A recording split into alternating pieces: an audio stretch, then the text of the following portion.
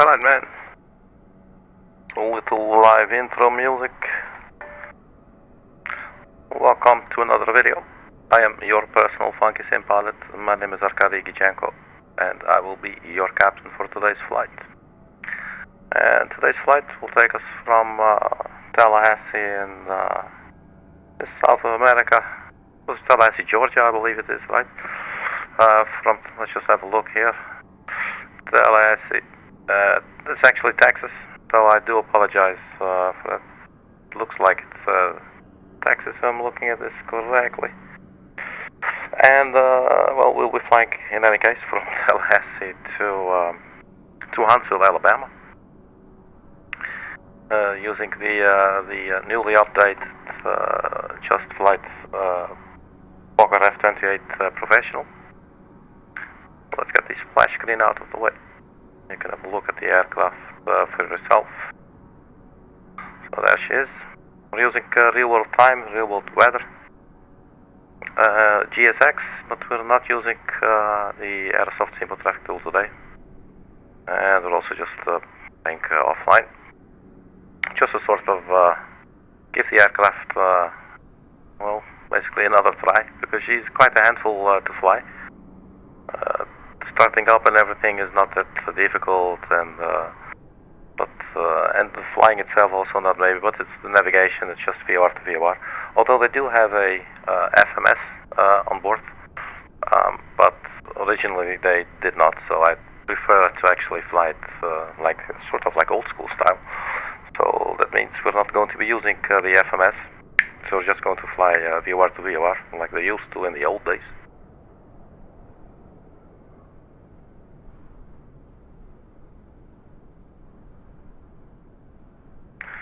And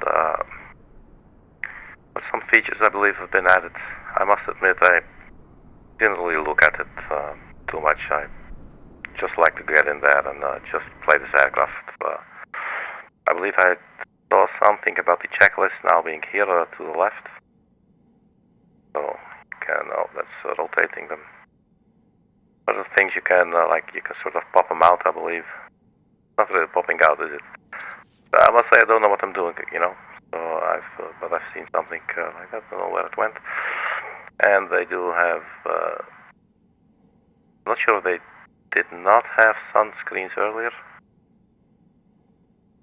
or that they do now, or that they had them but they changed something. I'm not really sure. I don't fly this aircraft very often. It looks like that's just here on the left, maybe. Let's just get rid of that anyway. Oh, then you can slide it around a little. And what if I want it back? Where do I click? Do I twist anything?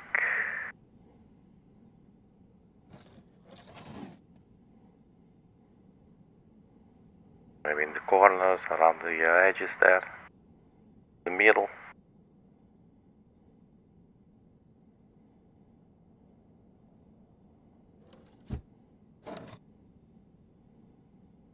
Click where it came from. There you go. That's what you do. Alright. So as I said, we will be using GSX, so we have some passengers, so that sounds like fun. So request boarding. Is there anything? Well, American Airlines, sure.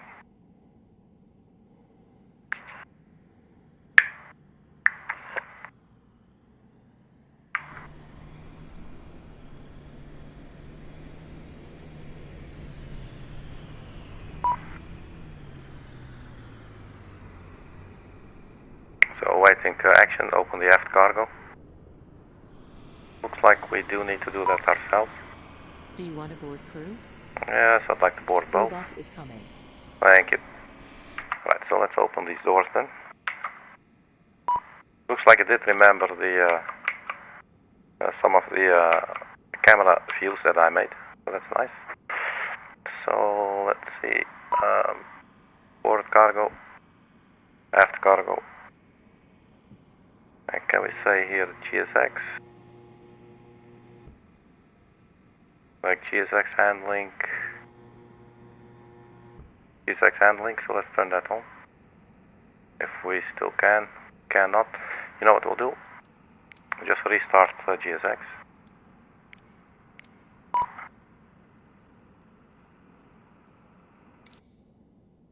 And I think we maybe it's still not allowing us to click on it. Really? Let's look away as if we weren't there. Can we click on HF aerials? Yes, we can. Okay.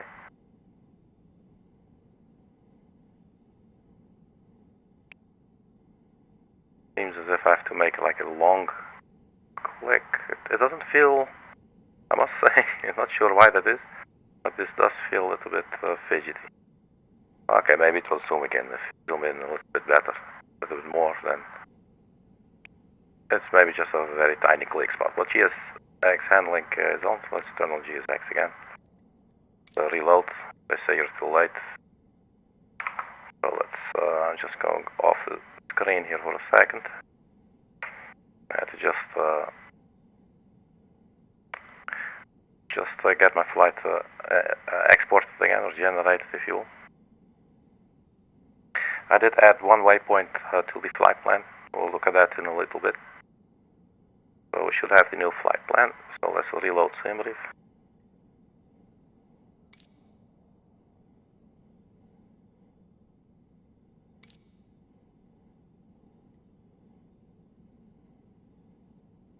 Just smashing that button there.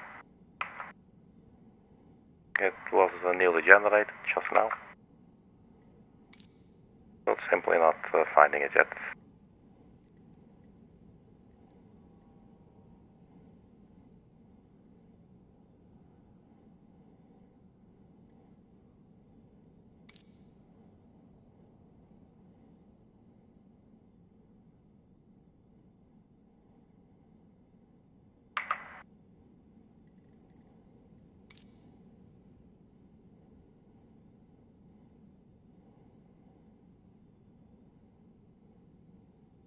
I would guess this is the new flight plan. Let's just reload from here. Not sure what GSX is reading. We gave it like a minute. It just doesn't seem to want to work. So let's just restart GSX again.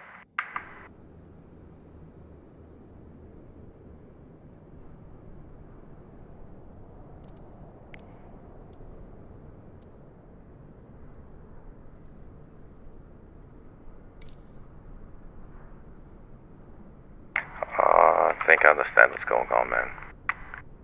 I did edit, but I forgot to update the time. I always do that. I always think it sort of does it automatically and don't think about it too much.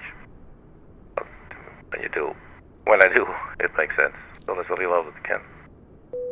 There you go. Nothing going on. So my apologies to the universe. Alright, so request boarding.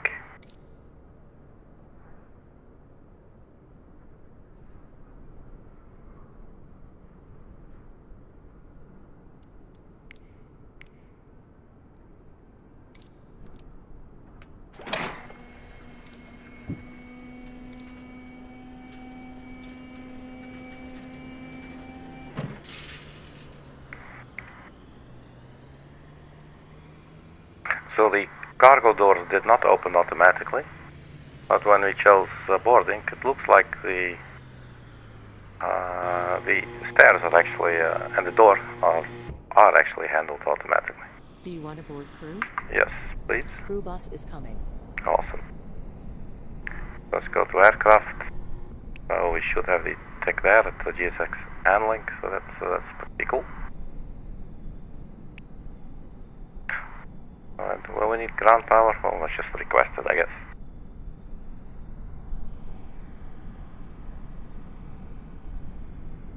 So yeah, there will not be a flight plan to set up as such, you know. I might use the notes on the EFB. You can leave some notes there. Could maybe have a look inside, see if there's anything. Starting.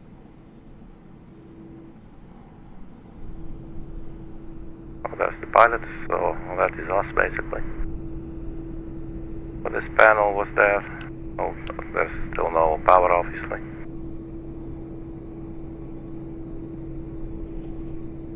Crew boarding starting. There's a coffee maker, oven.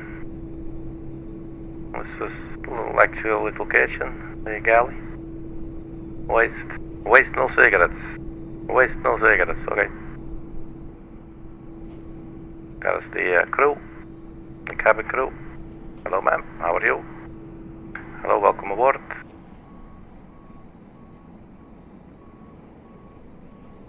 Interesting configuration. 3 chairs on the left, 2 on the right.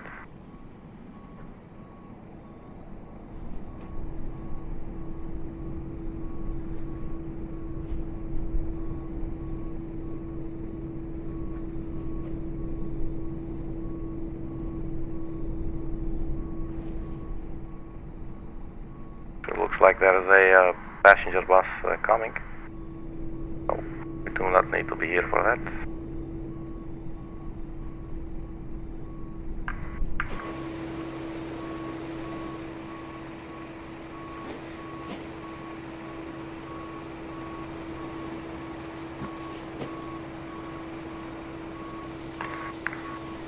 Passengers boarding starting.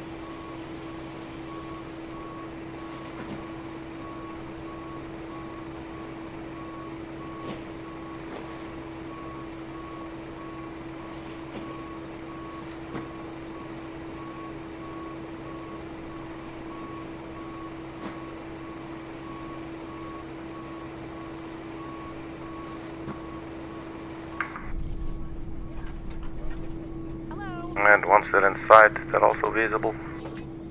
That is always nice to see. That is the case. And looks like it.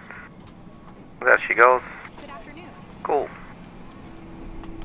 Arkady is happy. Alright, so I'm just chilling and procrastinating. Because actually I need to chill a little bit. But it is also nice just to try this aircraft out, you know.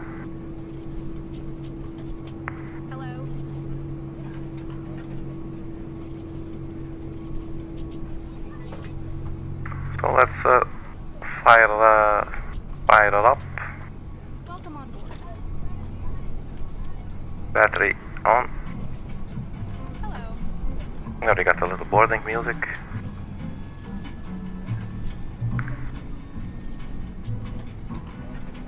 And there is external power. I guess we could use that.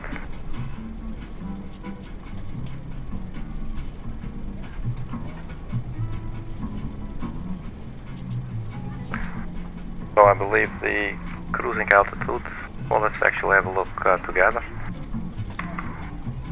That's one of the things I forgot. I never really realized you could watch the OFP through here as well. Although I also believe it's actually on the, I believe it's also on the tablet now. Let's have a look. OFP output. Let's see it as well. Maybe a little bit more convenient. So block fuel 4,268, final reserve 1,700.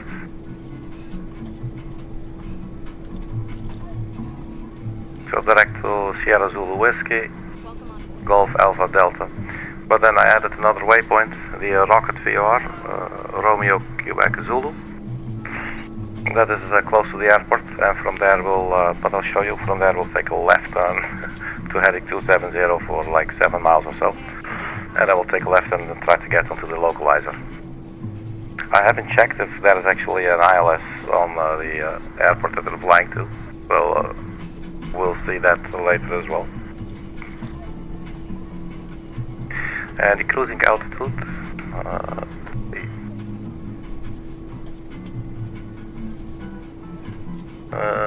flight level 300.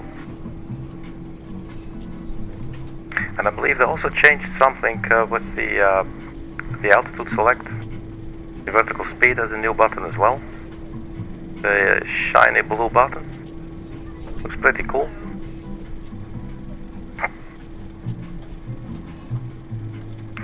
So 30,000 feet. Doesn't look like we can set anything yet. Oh, that's pretty cool. With those green guards. Alright, so set cruise altitude 30,000 feet. So we're going to shoot straight up. I love these sounds, the clicking, and the visuals as well. It looks really cool.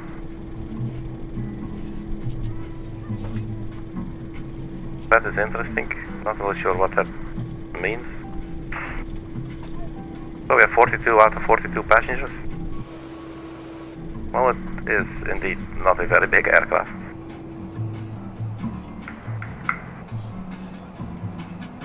It looks like it's not a full flight at all. There's two empty seats here next to each other.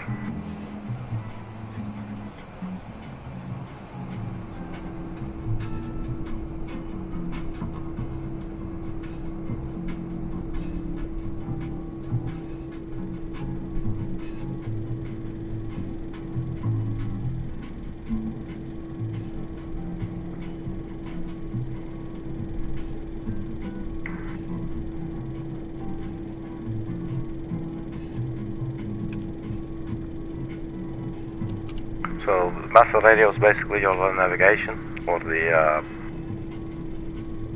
your avionics, if you will.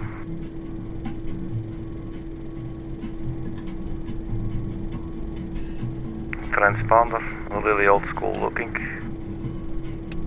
3121. Loading is complete. That sounds like the kitchen.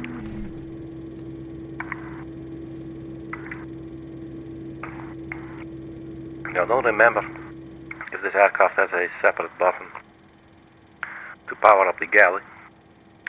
It didn't sound like it, so maybe it doesn't. No, I don't think so. And if it does, we'll see it. We'll see it soon enough.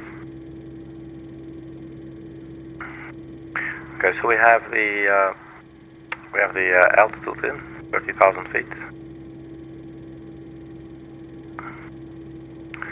I think basically we should just set up for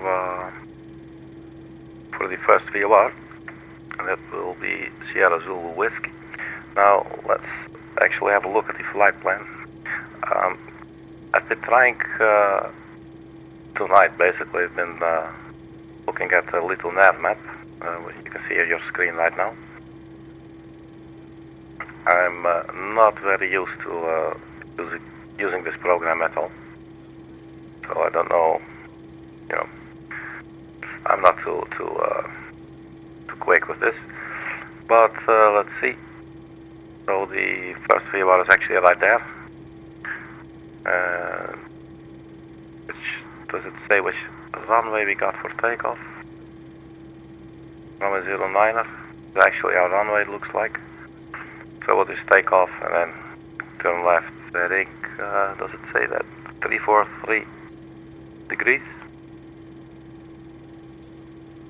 But basically we'll just fly to the VOR, and it looks like that's going to be about 10.6 nautical miles. And that's Sierra Zulu Whiskey 117.50.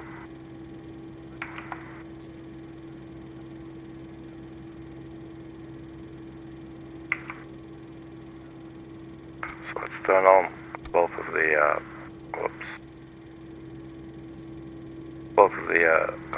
nav radios.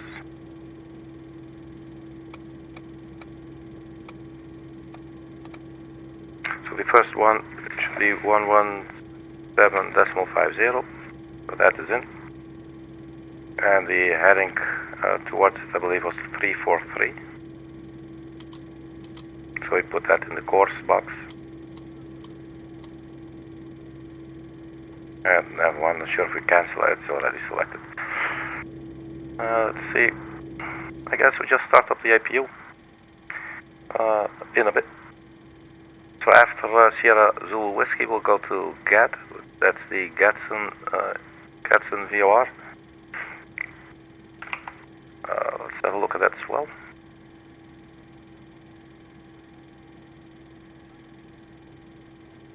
And that will be 223 nautical miles. And that's the top of climb at 64 nautical miles. I'm not even sure if these VORs are active in Flight Simulator, so that will be interesting. Let's see, Gadsden Municipal 112.3 and the heading 335.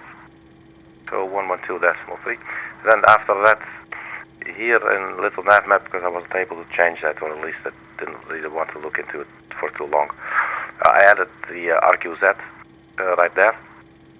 So, you know, once we get closer, we'll just make sure we go north. Basically, we fly towards RQZ, and then we'll fly out. You see this little line here for about 7 nautical miles. I believe it's possible to change this thing around. As I said, I'm not really used to, yeah, there you go. So something like this, so let's say we go to heading 275 or whatever, for only about like 7 nautical miles. And then we turn left, and there's also an NDB. I believe this is the NDB. CWH.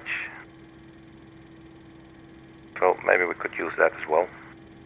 And but you know, if we're, as long as we're here, and if we're here and there's a localizer, then we do not need the NDB, I think. But that's basically the plan. So not to fly actually to the airport, which we could do still, and then just overfly the airport and then go to the rocket VOR. Look at it. We click it. I believe it should show some info. Oh, let's get that out of the way. No info. Show information for Vortex rocket Huntsville. So it's a rocket VOR. That's basically it.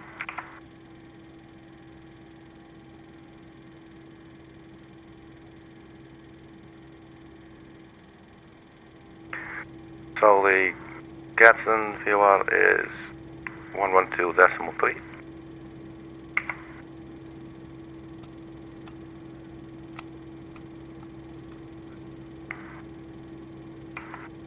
And let me check what the heading was.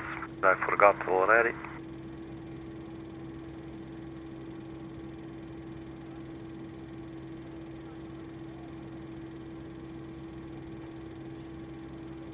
Uh, 335.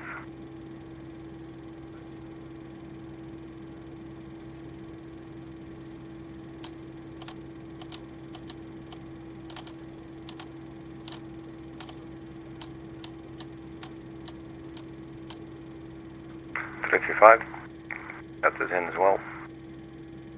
So that is the two nav radios, nav 1 and 2. So let's turn on the APU.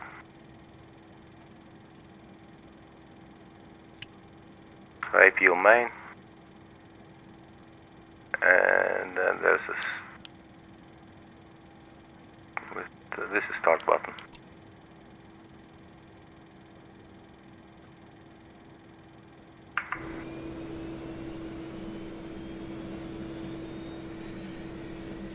The door on the left is also closed.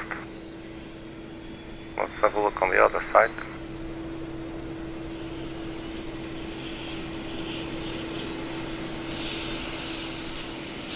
And they've also closed. And that's our APU.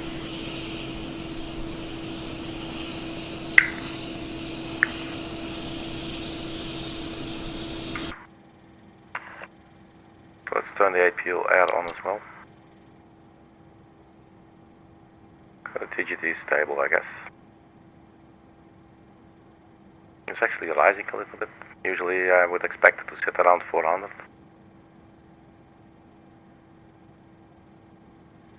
Right, so we are on APU. And do we have any kind of generator for that? Yes, we do. That's generator 3. That needs to go on as well.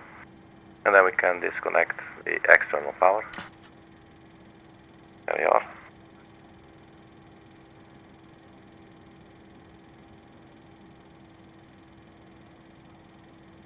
So the DC bus. Let's see, we'll show you the battery. Battery 2. Battery 1. Not really know what the true means. Let's turn this off. We should be able to see generator 3, that should be the APU. Generator 1 would be engine number 1, that's totally empty now. Same goes for generator 2. External power is available already. So if we disconnect it, I guess this should go to 0. So let's see if that's simulated. I'm expecting it to be. What do we do that again? Aircraft and ground power can be disconnected.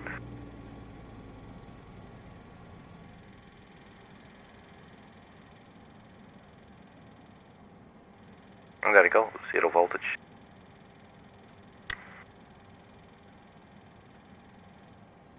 So the batteries will leave running.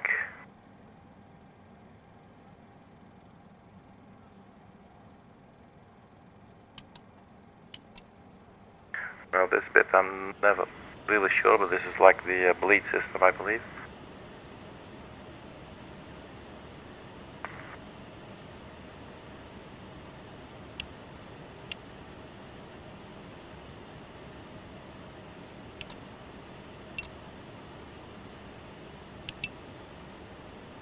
Do not operate. Oh, okay.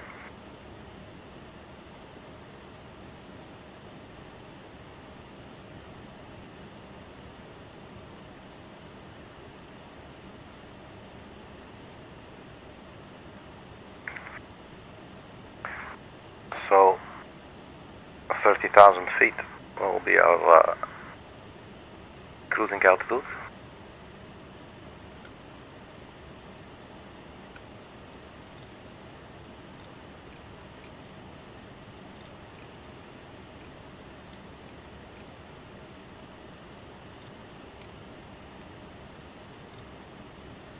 So 30,000 feet.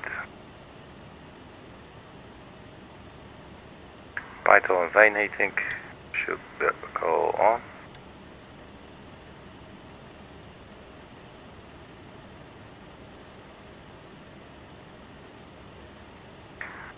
No smoking sign can go on. The seatbelt sign as well. We do have fuel, but I do want to check actually how much fuel we do have on board. And this is kilograms? What? No, fuel flow. Kilograms per hour, aircraft weight, kilograms. Okay. Where's our fuel? Fuel temperature. Hydraulics quantity. Wait, might this be the fuel? Fuel quantity.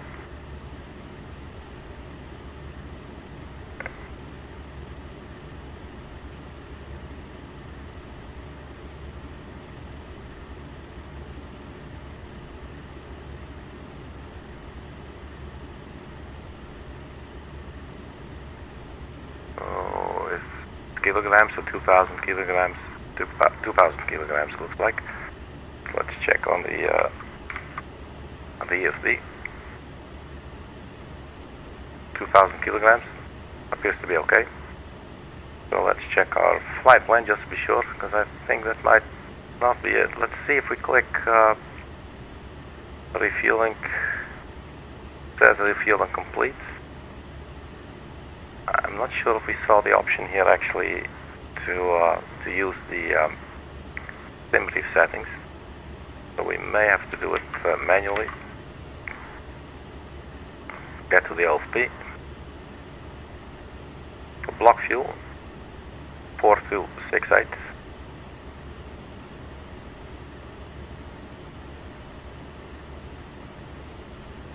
So aircraft 4268. 4268. And enter. Start refueling, and that will go. That will happen instantly. Dropping all kinds of stuff here.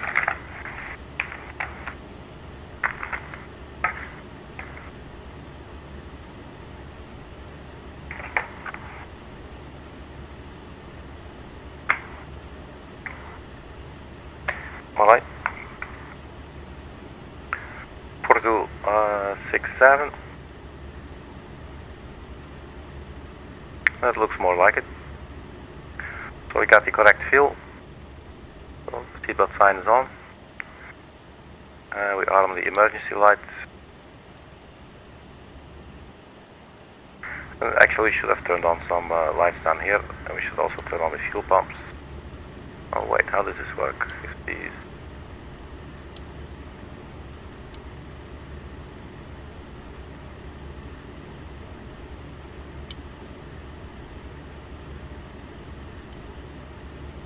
Let's try it like this. See if this will work for us. So the lights, landing lights, flare out lights, extend taxi lights. So we just go to this side. So anti-collision lights, strobe lights we wait a little bit, nav lights we can turn those on. And this is a very interesting, funky looking radio panel.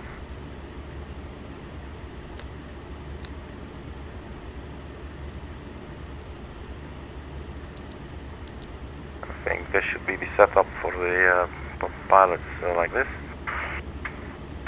Alright, so let's put the transponder on standby. Actually, put it on. United States usually I believe they want you to have it on.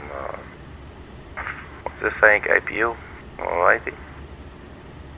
Let's press the B button to get the current QNH, so the correct altimeter setting.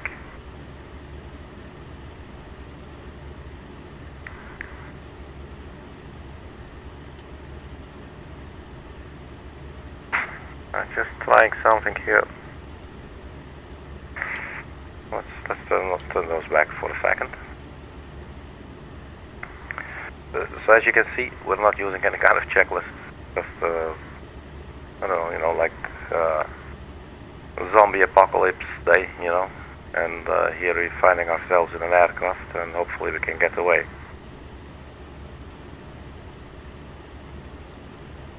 So the flight director in this aircraft is not really flight director, but you can set it, but that doesn't really just quite work yet. How does that work again? This is the pitch command. We will be in VOR/lock mode.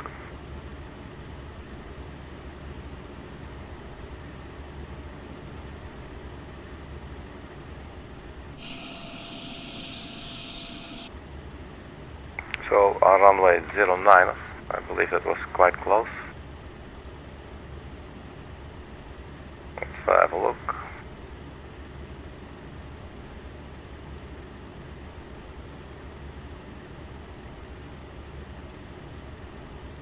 So push back nose to the left, we get onto Zulu. And then right on Charlie. And left on Bravo 9. So pushback will be nose to the left.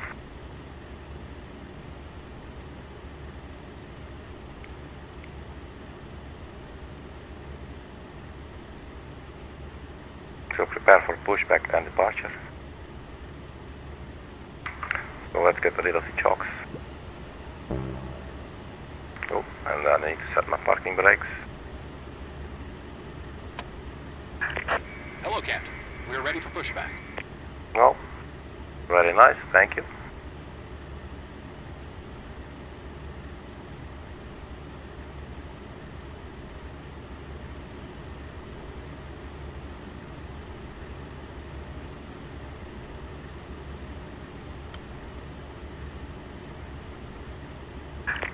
Departure check completed. Bypass pin inserted. You got some big turning knobs for some of the lighting at some places throughout the flight deck.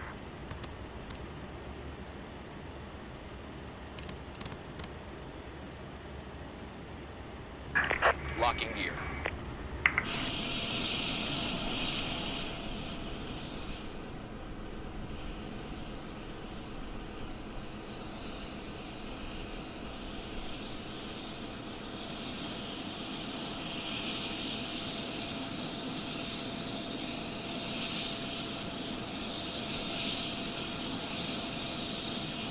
So there was nose to the left, tail to the right, nose left, tail right. Release parking brakes. I can do that. There you go. Release parking brakes. Well, I really thought I did. Release parking brakes. And let's do it again.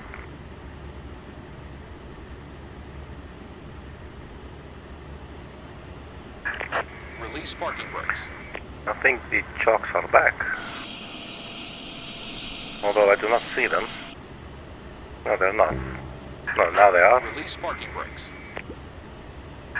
Commencing push. All engines clear. So it Start just at didn't will. stop it. Understand that. Okay. Alright, so we can start at will.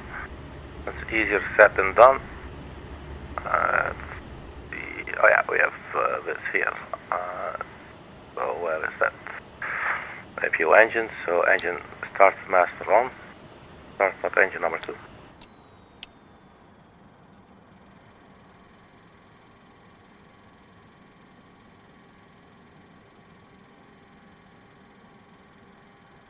I think we can introduce fuel.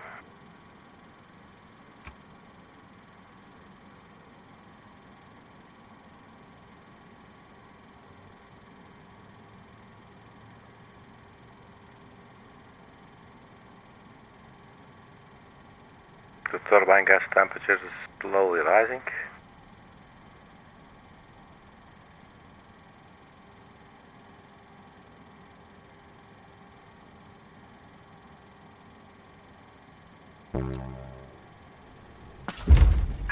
Set parking brakes. What the hell is going on? Okay, let's set the parking brakes. It's not reading the parking brakes, man.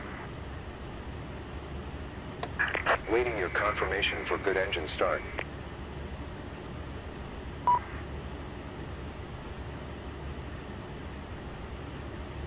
Can't read it.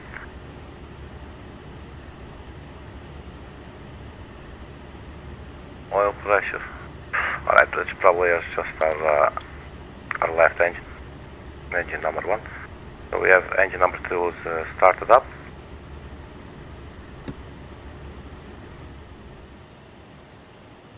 Let's go engine number 1.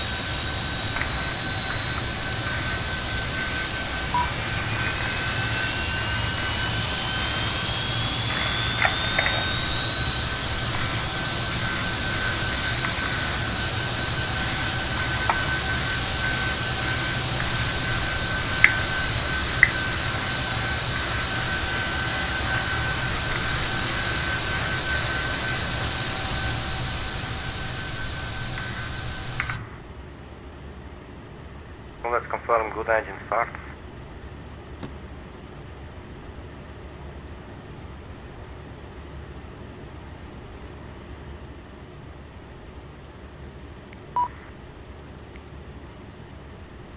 Cockpit to ground. We have a good engine start. You can disconnect.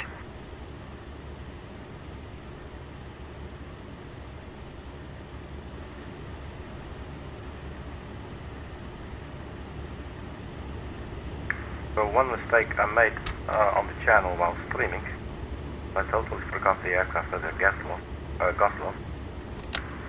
So that's be turned off. And then the flaps. You have flat Unlocking takeoff gear. speed.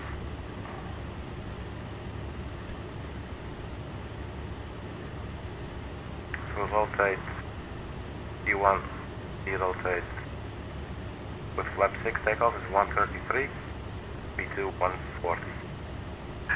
Tow truck disconnected. Bypass spin removed. Left is clear. So 140, Right the is yellow clear. one, that is our V2.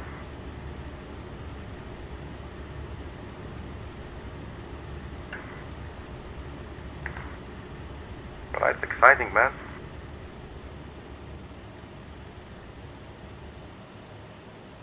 Let's have a look at the generators. They're already on.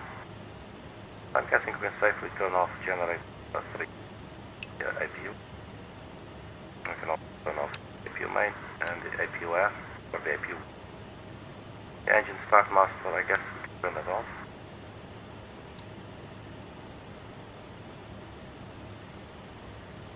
I would guess everything or maybe most of it is okay. There's a SEPA sign, no smoking sign, that's all on.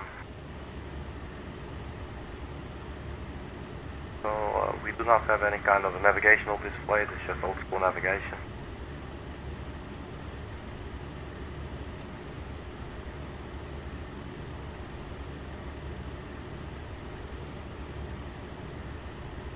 So you turn this button, this knob up here, flight director, pitch command. You set like as if you had a flight director, right? Set it like for 10 degrees for takeoff. Nav for GPS, this should be nav. It's interesting that even though we do not have GPS installed, you have only the weather radar here. Probably turn it on, but I don't think it works. But, you know, you can put it on in the options. You can turn on the, you should be able to turn on the FMS. So, where is this? So, modern thing, RNF, sunrises. So, the cabin, call is a family interior, but colors, ESP, out to the right, flip chart option. The PWS out to the call out, other access, steering, state safe. I don't have options use the UNS FMS. No. Let's turn that off. Will do. What if I don't want either?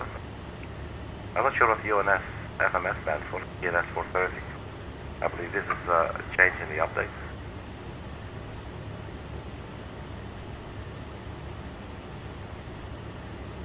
Let's turn it on. You have it there. There you go. There's a little GPS, but there's no flight plan on this or anything.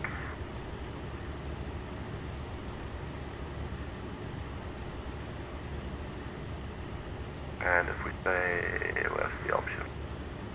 UNS FMS, and we have nothing here. Not really sure, but I'm going for this option then.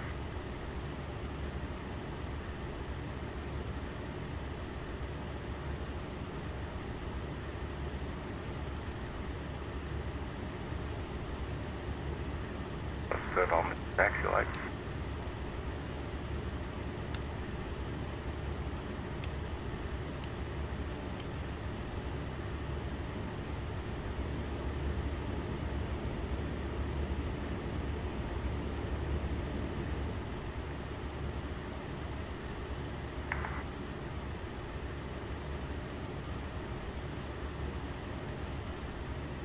This one wing sank, rest will be dead.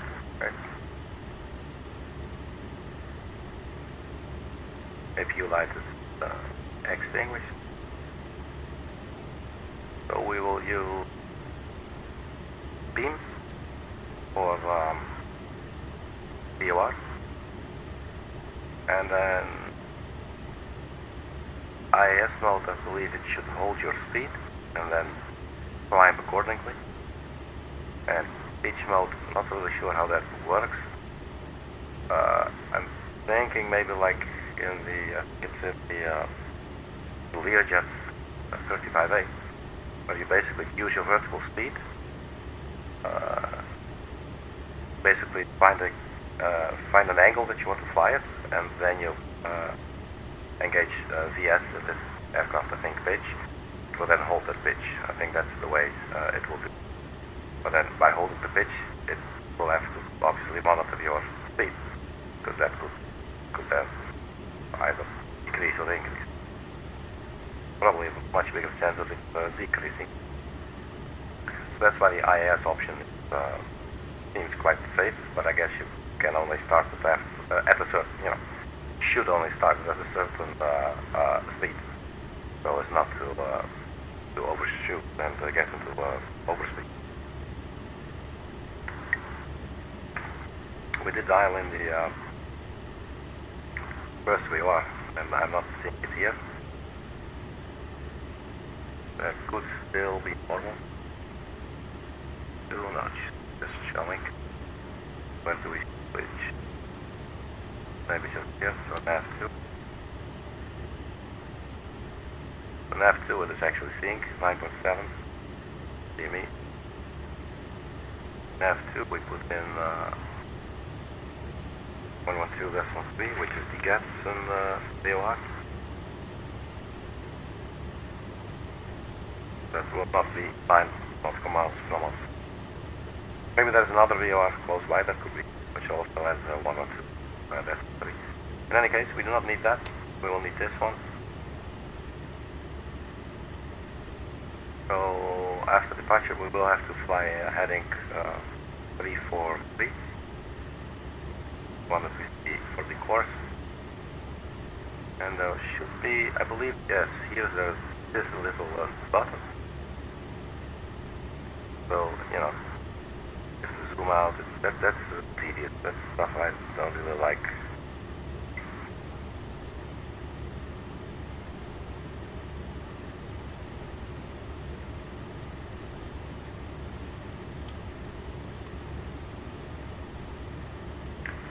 Trying to see how the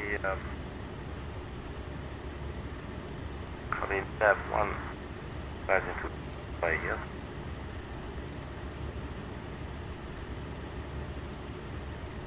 Because course that's 0.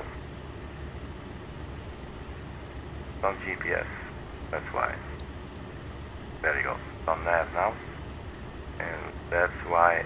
So in the nav, in GPS, yeah, the nav1 and nav2 are sort of reversed or whatever. Doesn't matter. So this should be okay.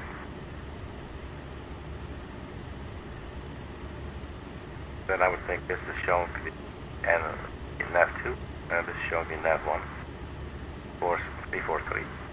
And this helps because now if we want to have the heading button, the heading bug at the correct position, you can see how easy it is doing it like this.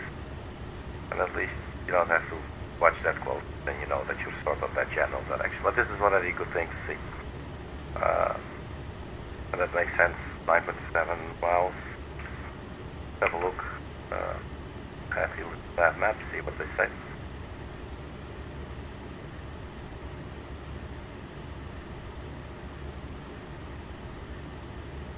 Yeah, it says here 10.6, so that's okay. So we're getting to this position and then going there. So that's fine. Oh, we don't need it.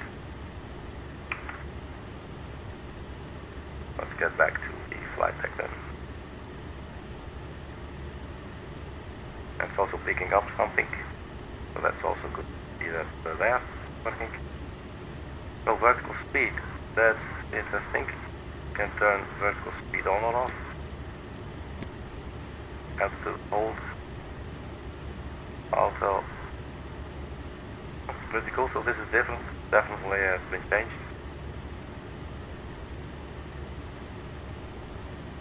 So I believe we have the taxi lights on. Then we should be ready to taxi. Flaps go to 6. So that we have the takeoff speeds here. 133. Rotate.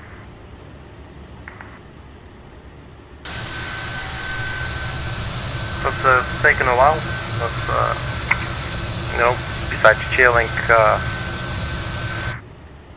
it's also good to know what to do instead of just you know, just going in there blundering blindly forward. All right.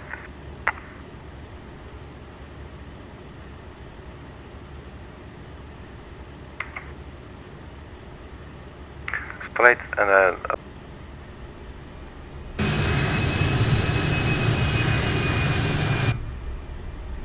And this one as well has such a cool speed break. Look at that.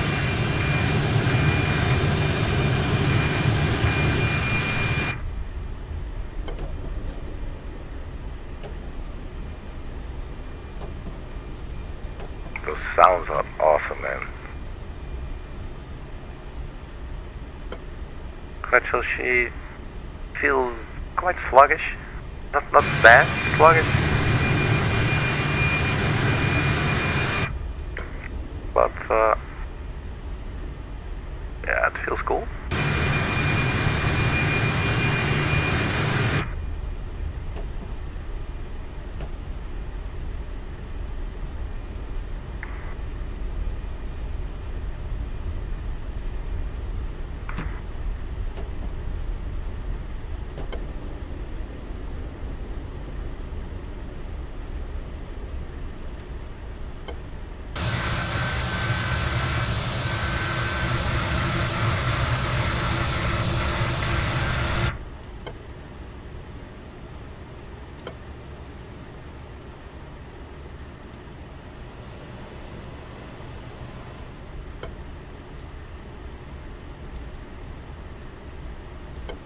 I'm so curious to see how she's going to do it.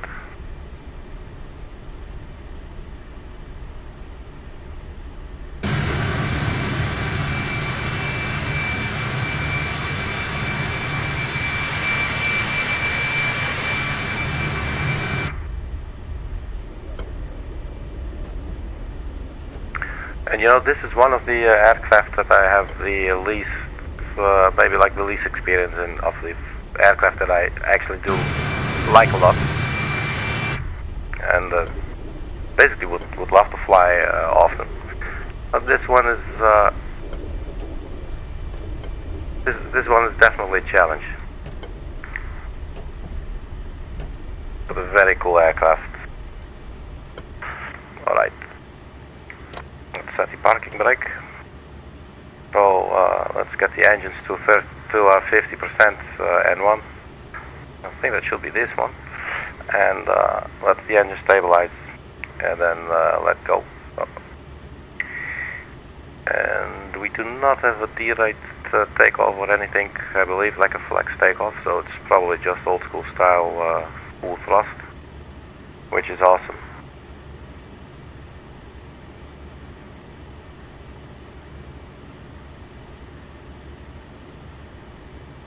So before we go, I think only the strobe lights we need to turn on.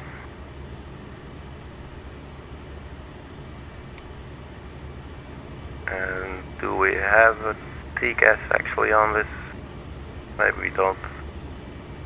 It is very old aircraft, obviously.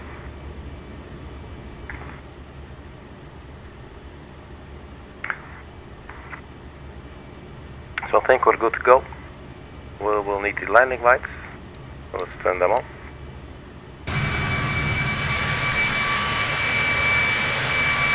Oops, that's the landing lights then.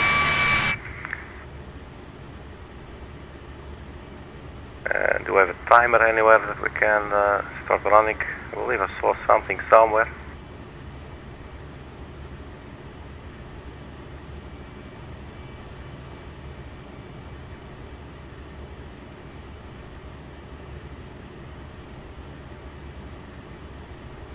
We do have a clock, but and there's a button. I'm not really sure if that's what I want. What does this do? I don't think I want to mess with that. I don't want to break anything.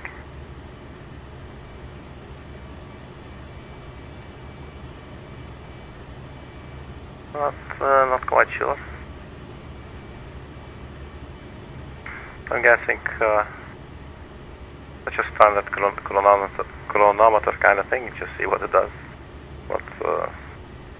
There's a little dial kind of thing there, so maybe that there's something hidden behind that will turn into a 1 and a 2 and a 3 and whatever. It's not too important. Is there anything else with regards to the autopilot? I think... So I'm not really sure if you engage it... Oh, we need damping, actually. So I'm not really sure of this. Yeah, it looks like this really engages the autopilot, so that's not what we want. Let's try the controller button. That's the same one. Good to know.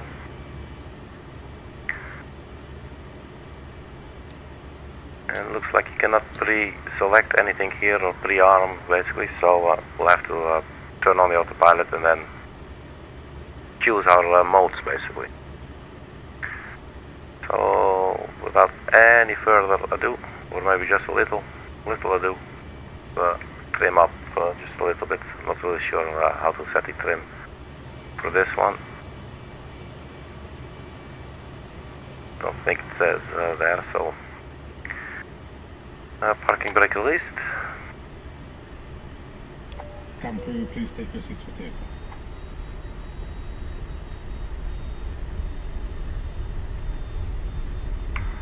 And let's go full throttle. Power set. Cabin is secured for departure. And that's good, because we're rolling. 80 knots.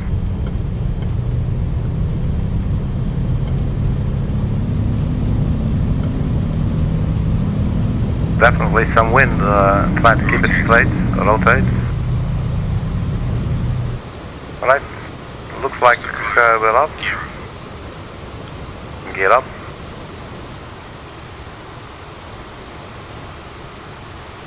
Let's try and climb around 10%.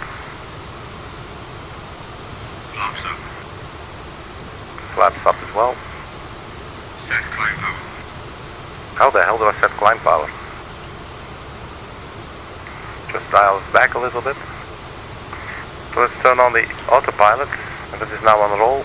Put that on beam, and that has locked. You can see that right here. And it looks like it's in pitch mode.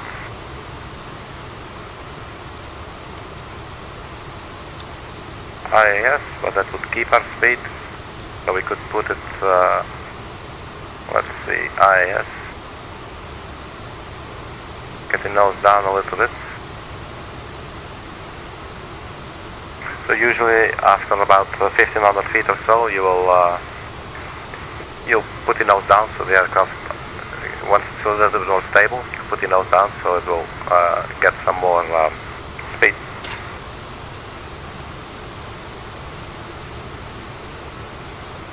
So let's see if we can engage the autopilot again.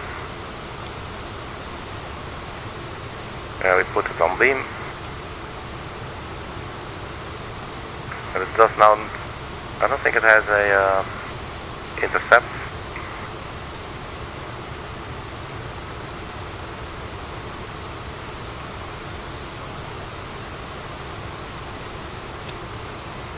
So it gets a heading mode for a little bit. Or we actually might have already overflown it. That could very well be, but we're not picking up the second VOR, unfortunately. Unless we can get it in the other window. Let's have a look. That's not picking up.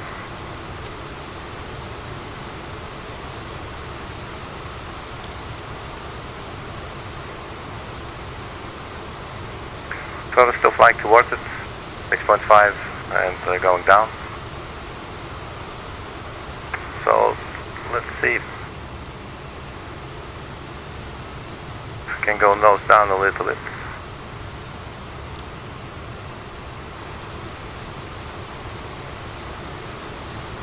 I do not want our speed to be this slow.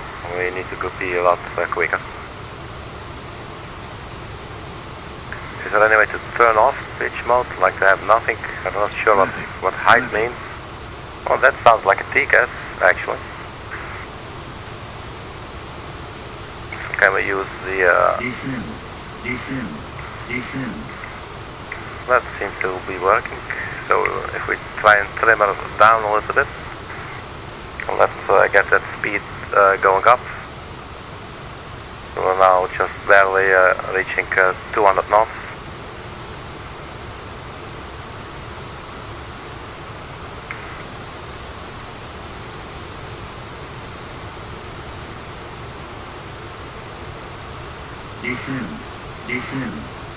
So that's just the TCAS system.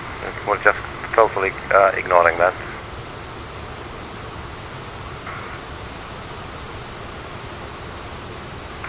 So maybe we need actually a little bit more thrust. Let's just try that. The co-pilot did say set climb thrust, so you know we decide what our climb thrust is, right?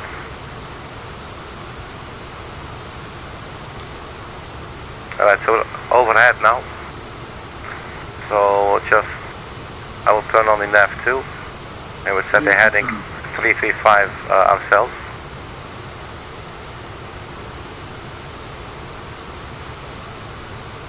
And then just fly that using heading mode until we're close enough to pick up a signal.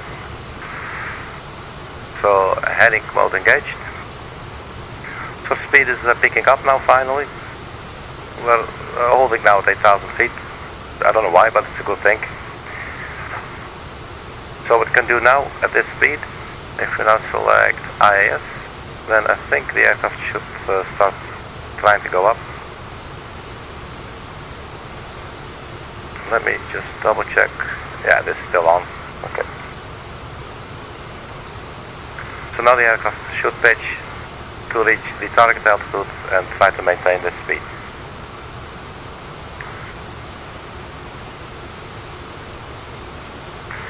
So basically now we're waiting to receive the VOR from Garrison, where that we should overfly.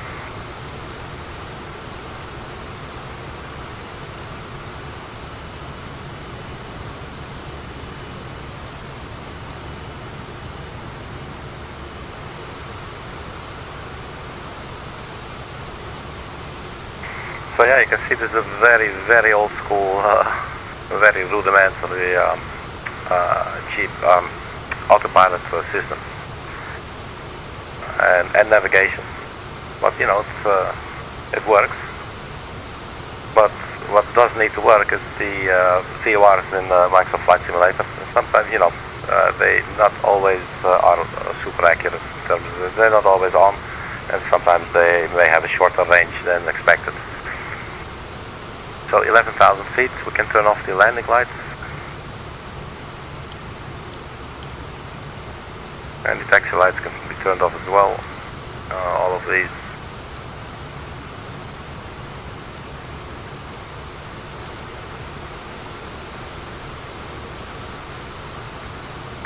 And that's our pitch. I guess we can turn off the seatbelt sign too.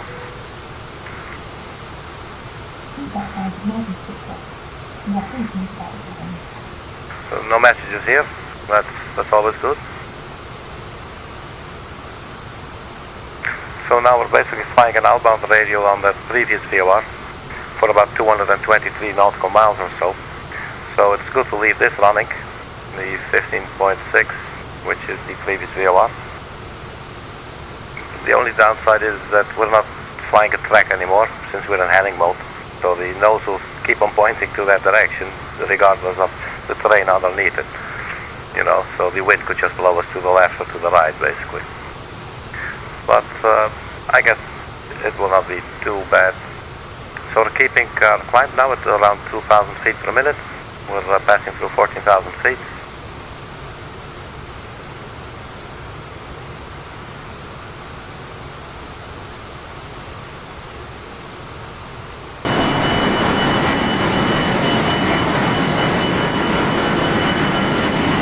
sounds really cool little aircraft.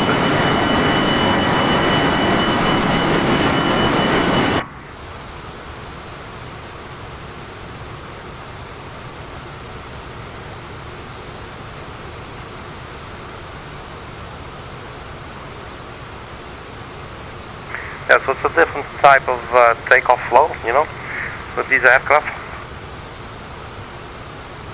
When you're flying the Boeing series and the Airbuses, you know, you just turn on the autopilot and you have the FMS or the FMC and what have you. You can enter your destination and everything, you know, which is super convenient, but this is also really cool. Just old gauges and old, like really cool sounds, making it sound like it's like a really old machine, you know, like an actual mechanical machine, which is very cool. There were some really interesting sounds during taxi.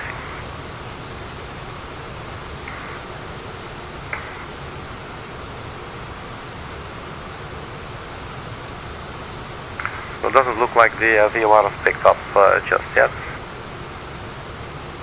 So that's why the DME here is still useful, but at least we know, you know, even though we're not necessarily on the correct track, but at least we know how far approximately we are from the VOR that we're flying to.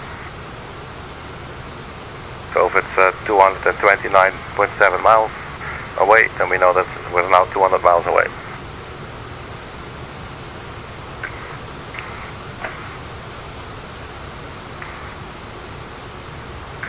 She has no problem climbing at all.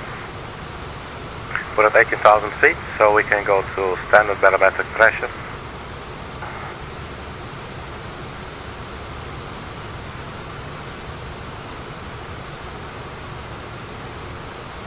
So the vertical speed is also interesting. We haven't used that, but we could maybe also use that. Maybe it's interesting to use that on descent. And as I said, I'm expecting it's probably going to work the same as in the flight simulator Learjet 35A. So you set your initially just set a certain climb rate, and then once you're happy with your climb rate, you then turn on vertical speed. And in this case, looking at this, might not be the case.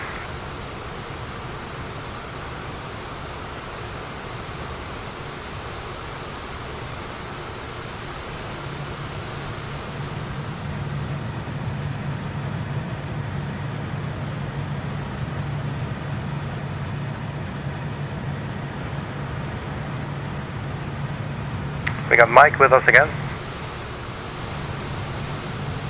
and Mike usually, as I said, as you know, he's a little bit shy. And let's see if we can get this chair a little bit closer. There you go. How does that feel, Mike? You like that? Yes, I do. Look at that. Still no VOR. 40 miles from our previous VOR in Tallahassee. 21,000 feet. Our speed is still holding steady. And that's a nice thing with the IAS mode for climbing, that the aircraft will hold this speed and I just adjust the pitch. And as long as the pitch is positive, you're going up. And then it will hold at 30,000 feet that we put in here.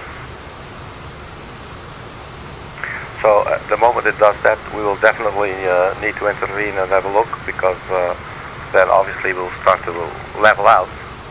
So the speed is going to increase probably quite quickly, especially considering our engine setting, or the throttle setting now is almost at 100. Maybe it's actually at 100%, which is a lot.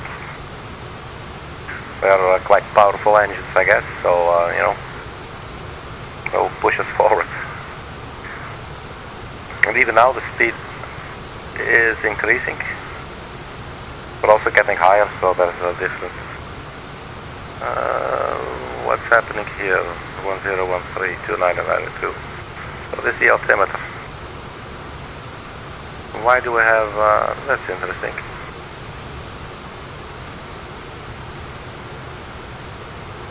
I don't know why we have two settings for this. Anyway, this looks good. 23,000 feet with 53 miles out. And we still don't have the VOR. If you look at the little map, it should show you the range of the VOR. So here we are on our way to Garrison 112.3. And if you want information on it, I believe you just click it here to the left. Garrison range 130 nautical miles. So that's okay. We're not expected to. We're not supposed to see it just yet. And let's also see the range for the Tallahassee VOR that we left. See how long we can take that with us, basically. Range 230 nautical miles, so we can use that all the way through. So that's cool.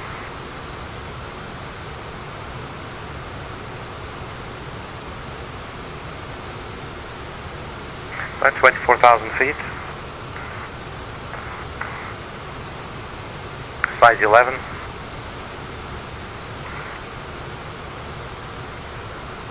And a gray gym sock.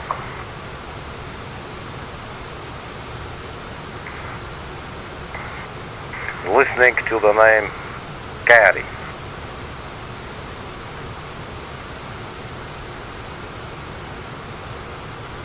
So yes, so my wife was calling the abortion clinic to make an appointment, and they said currently all our operators are busy. The average waiting time is 9 months.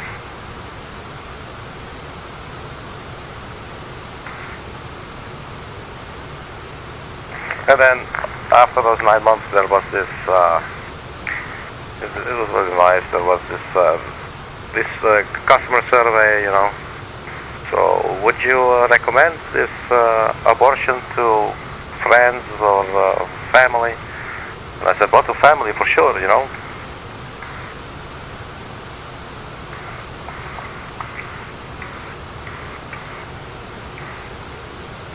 That's how it goes, man.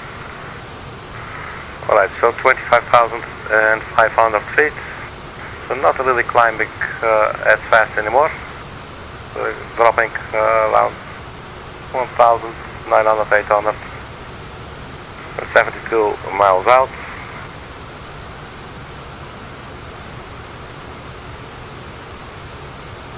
But our speed is still in the safe limits.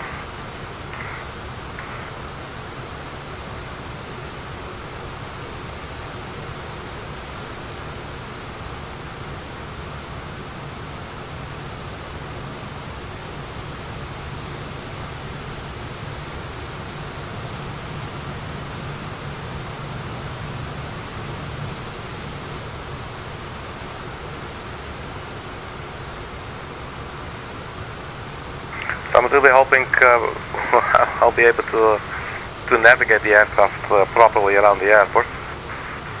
So we'll be reaching cruising altitude in a little bit, and let's then have a look at the approach. The aircraft is perfectly ILS capable, so that is all fine, but it's just a challenge to get yourself basically like vectored to the correct position, so that you can actually intercept the localizer and then take it from there. Because the aircraft is not using any GPS, you know, it's just VORs and NDBs. That's why I added one extra VOR to the flight plan.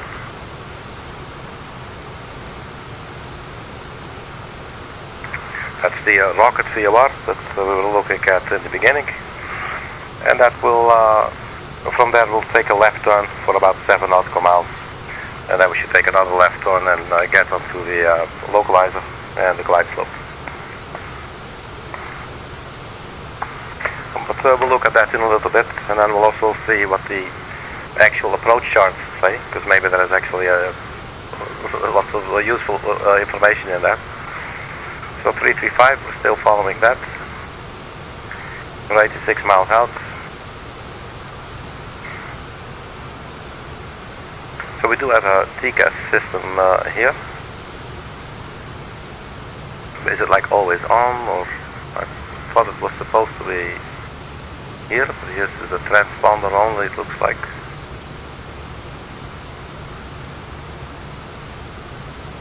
ADF, we got that here. But we won't be really needing the ADF, I think.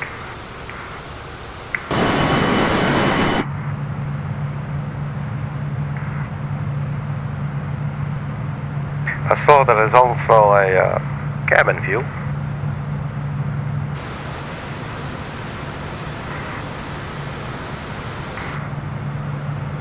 That's pretty funny. So the passengers are slowly popping in, I guess. And we already saw as well, it's not a full flight.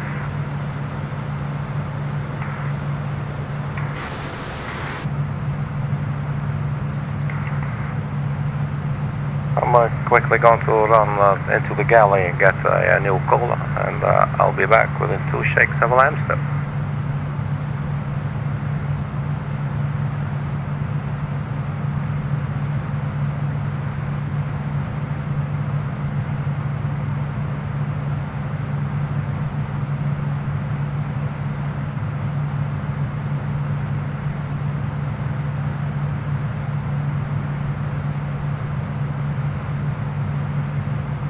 Alright, so we're not out of cola, so that's good.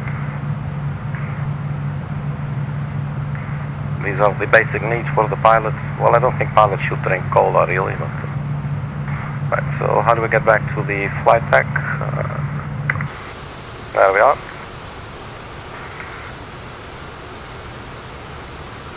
So, still climbing.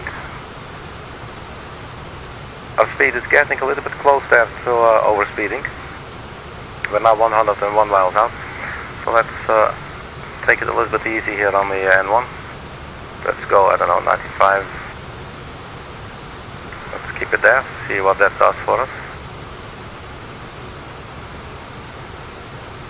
We could maybe use a little bit of speed brakes, just really shortly, and watch that speed go down. There you go. So we're still in IAS mode, and that's good.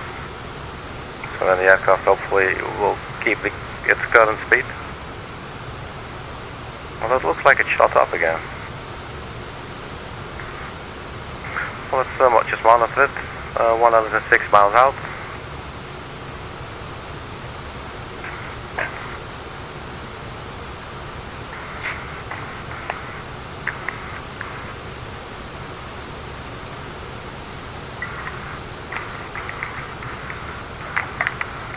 So she's not really climbing anymore.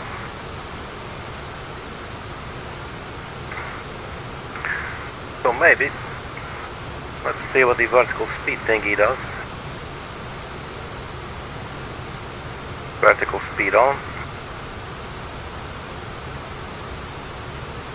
Well, that seems quite convenient, if that's actually responding like this. Let's see.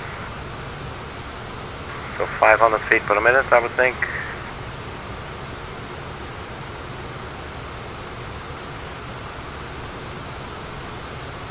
So can we go 1,000? Not really sure how to read this. But we can always see what we're doing here. So it's like 1,500 feet per minute. And basically what we need. So that's 1 minute of climbing until we reach our cruising altitude. We increase it even more.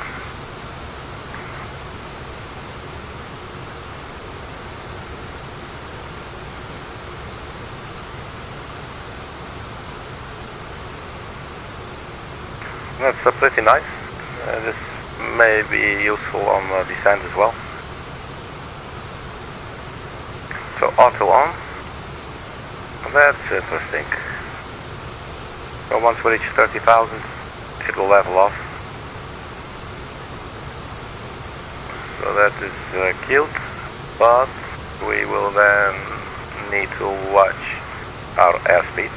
That it is now we're in level flight. We do not all of a sudden want to start accelerating and get overspeed warning and then the overstress the aircraft, and that's the end of the flight, you know.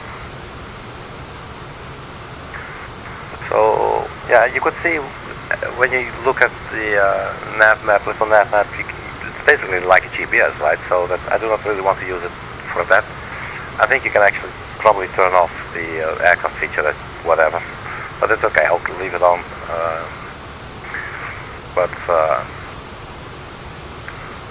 Yeah, so we'll not really be using it as such. I just hope to see the VOR coming into range. And judging from this, I believe we have to fly now like 234 nautical miles. And we already flew 9. So let's say 234. So like let's say 244 nautical miles. This thing goes to 250. So I don't know. I'm guessing another 50 miles or so we should definitely be in range. We should be 130 miles from our VOR, if that VOR is even working in the flight simulator.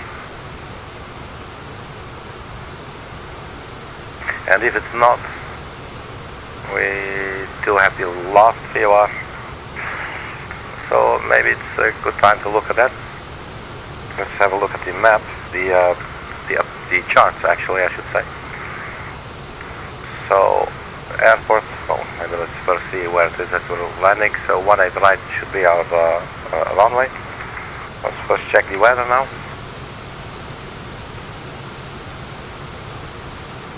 METAR. So destination 150, 15 knots, gusting up to 21 knots, so it is quite windy. But 150 is okay for our runway, so 18 right it is. So let's see if they have any charts. So Huntsville, Alabama.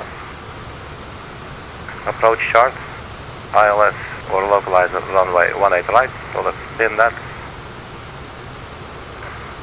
They don't have arrival charts, so let's just have a look at the approach chart and see what that says. So this is basically the situation that I described. At some point we'll be flying to the rocket VOR 112.2, and then from there they are saying actually you go up a little bit, north a little bit more.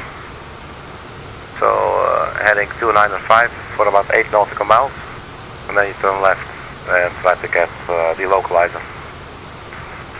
The glide slope will then probably start steeper. So we do have a bit to prepare after that. So that's what we'll do. So in the Airbus or in the Boeing, you would just say, for instance, oh, then I'm going to add the Hager waypoint in my FMS or something. So obviously we cannot do that. So that's where these arrows come in handy super much, you know, 295 degrees. So whatever it is where we're coming from, as soon as we're overhead, we can turn to 295 degrees. 8 miles, and we can see that using the same principle as we do here. What is the range of the outbound VOR? That is now actually gone. But the good news is we do have the VOR that we need. So that's nice. We're 80 miles out. So let's go to beam. And we are to the right of the track that we're supposed to, so we should actually be to the left. And you can see the aircraft immediately trying to compensate for that by flying to the center line basically. So that's nice to see. There's 2 greens, so that means that we're it's actually captured. So that's good. And so where were we? The charts. So 80 miles out. We probably should consider descending as well at some point. So the ILS will be 109.3. Well, let me just write it down for later use. 109.3 with a heading of 185. And that rocket we will turn, well, probably left to 295 degrees. And then we get ourselves on the localizer, and hopefully that's going to work. The localizer will start at 2,500, or the glide slope will start at 2,500 feet. That's basically it. We could maybe, not sure they have minimums, they do. So I'm thinking 431 barrel.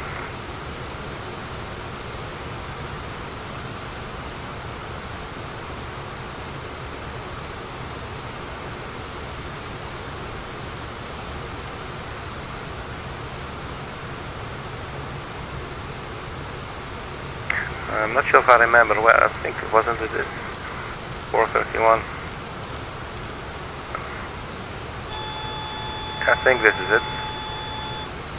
MDA, yeah, so 431. So that's the little test button there that I pushed.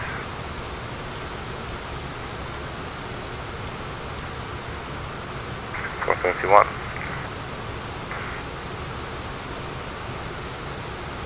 So when to descend? We are now 67 miles out. So we want to at least drop like 25,000 feet to be anywhere close to the ground. So 75 nautical miles out. So I think we should start descending. So let's, do they have anything on the chart maybe? At like altitude wise here, 5,000, so probably 5,000 is okay. Or maybe even that's for the holding, so 3,000 will be fine at rocket. So we just set the altitude to 3,000 feet.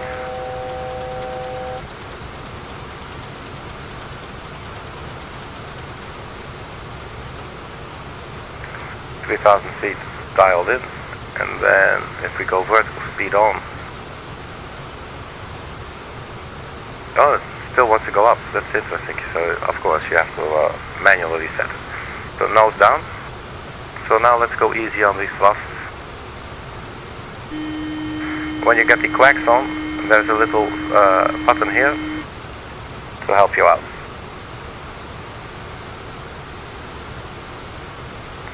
Because basically we're just, let's see, can we go full idle?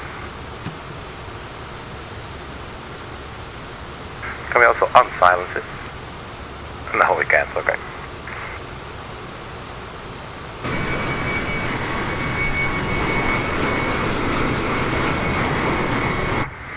Alright, so we've started our descent. Although, looking at this, not really. Let's go nose down a lot more. I think you can go 2,000 feet easily.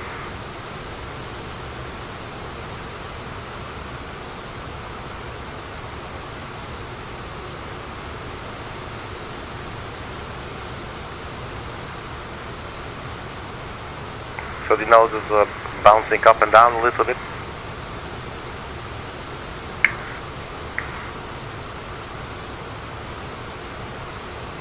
I mean, if an aircraft would ever choose to get jiggy with something, for instance with it, I would be the last person to judge it for it.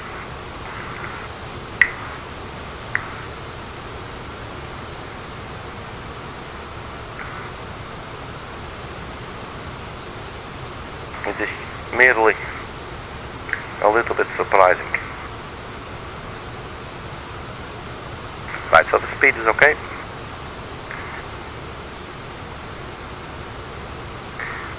And since we are on our way to the VOR, let's put in 112.2 for the rocket VOR.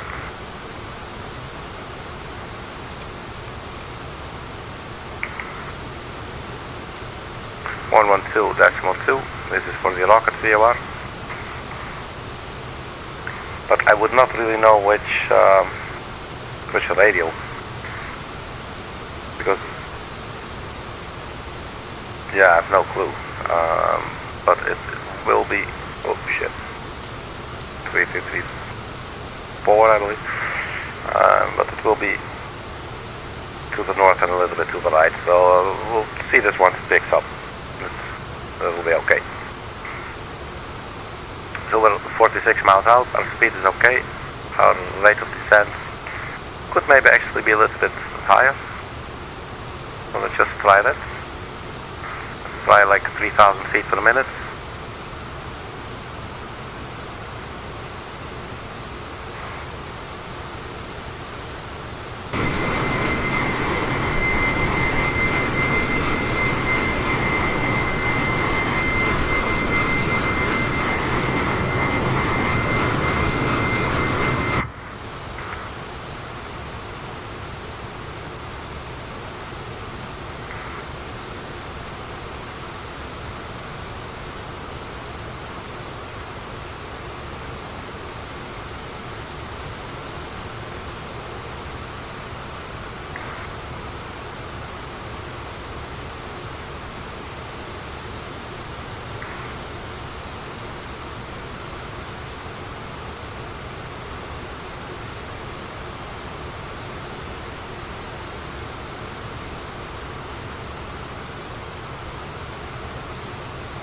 I wouldn't mind diving a little bit steeper, around 3,800 or something.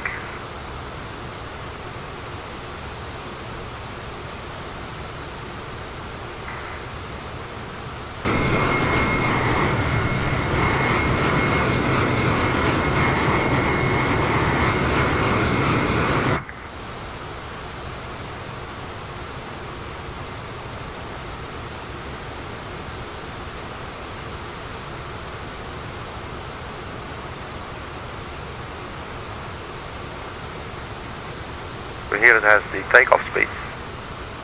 We also have the landing speed. So if we go flaps full, around 121 knots for the final approach speed with the gear down and the flaps full. And we may need to add like 5 knots for wind, especially today because it's quite windy. So let's say 126 knots.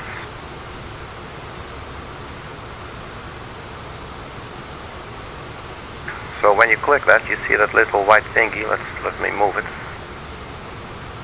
So if I click V2, VRF speed here, 121, and then that will be set there. Not that the aircraft will listen to it, but it's for us so that we have a visual cue basically of our approach speed. But we didn't want it at... Wait, let's actually do this on our side. I'm not sure of it.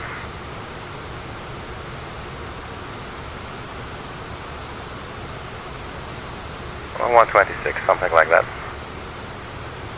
One little thing further, there you go. Taking the NIT. 29 miles out, 17,000 feet, so we should go to local pressure. Let's quickly see what that was.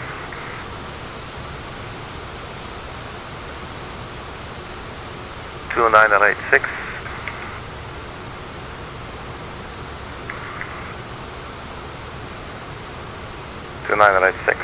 Local pressure is set.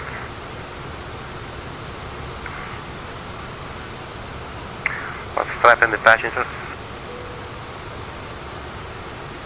And see if we can maybe, let's see, our speed's definitely increasing.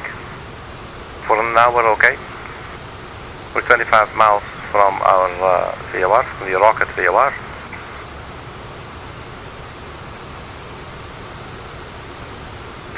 And the, well actually not, it's, I think it's from the Gidzenko.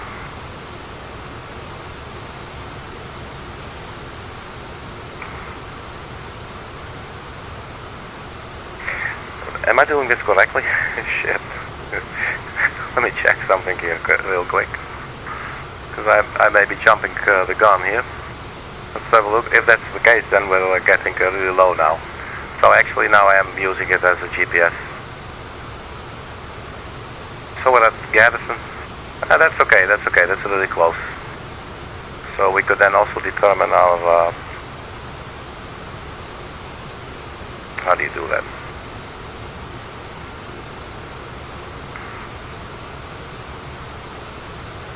Can determine the way to the VOR, but where is the VOR? There it is.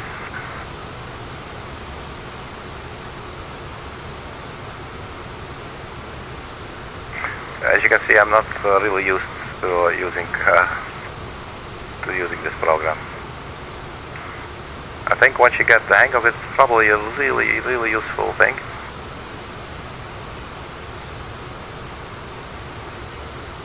This should be it. So let's say the VOR is there. So that would be about 58 miles from Gadsden and 337.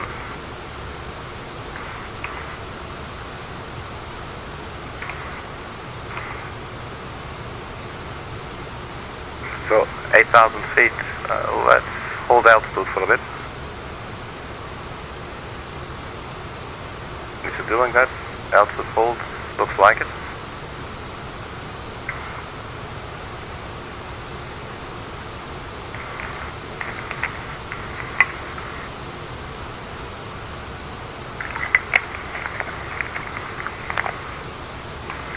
So, quick recap. We are 11 miles from the Gadsden VOR. Let's get the speed back up, or at least the engine's back up, so the speed won't drop too much. So 10 miles from the Gadsden VOR. From there we will turn, I have to check again, because I forgot, 334. Just do a couple of things at the same time, you know.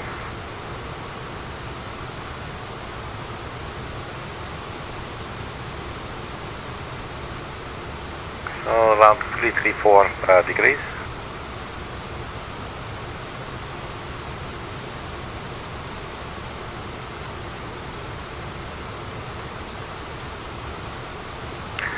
The thing is, it's not picking up yet.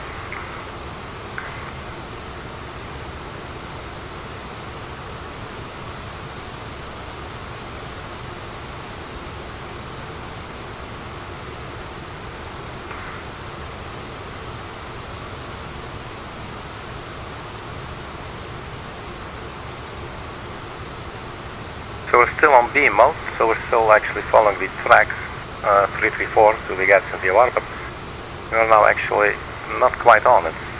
But the aircraft is not doing anything to get back onto it, as it actually did earlier. I'm not really sure why that is.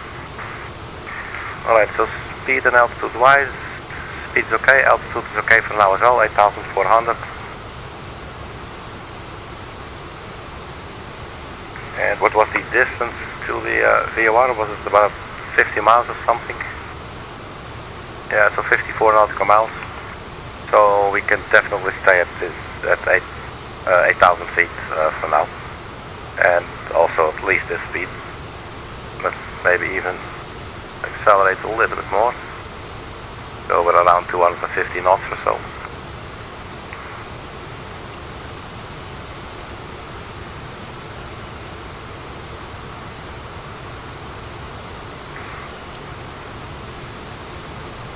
And we're losing the VOR because we're flying overhead.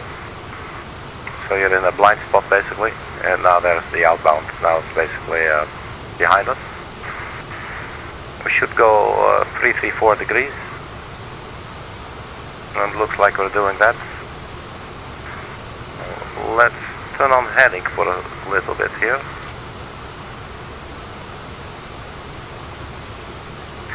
And we switch to the nav 1. So now on the nav 2 we have the distance to the Gadsden VOR that we just flew over. So once that reaches around 57, then we should actually be at the VOR that we're aiming for, the rocket VOR. But hopefully before that we will pick it up on the nav 1 radio. But we do have the backup basically on the nav 2 DME, so that's very useful. So just keep chilling here at 8,400 feet. So I was jumping the gun a little bit there, but well, you know, this is okay. Gives the people downstairs a chance to see a really nice aircraft. Sorry, I had to go back because I saw that the speed is actually getting too high. So in these aircraft I find it always a little bit difficult. the throttle, basically the power management, you know, the speed management seems always like it's lagging behind a little bit, which probably the way these aircraft work. But yeah, so that's difficult to develop a feel when you're just using a button to decrease or increase, you know, rather than having your hand at a certain position, you know, on the throttle there. You would sort of get a feel, you know, like into your body, like I'm doing this and this is now how my body decelerates or accelerates, you know. And then you can sort of develop a natural kind of feel for it, and that's obviously totally missing. So then it feels really weird. You're like, okay, just press a couple of times to decrease, and you know, and then just see the results. That's sort of a slow process. It's a good process, it works, but it's a bit slow.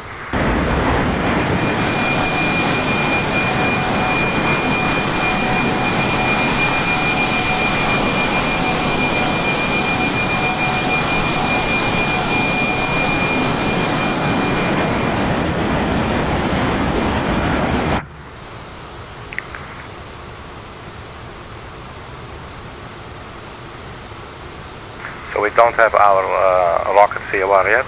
There it comes, 40 miles. Very nice. So let's see if we can get onto this track, because we're not quite on the track. So heading a little bit more to the left, just to get ourselves. You can see the course deviation indicator. We should actually, this line should be in the middle, obviously. So just turn towards it.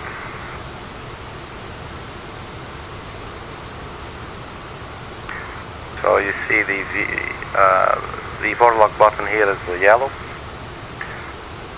So it is seeing it, but it's not yet. It is not yet established, basically. And that would require them both this one to be green and the one to the right as well. At least that's how I've always done it. I know this is flight directory, and this is flight director, this is autopilot.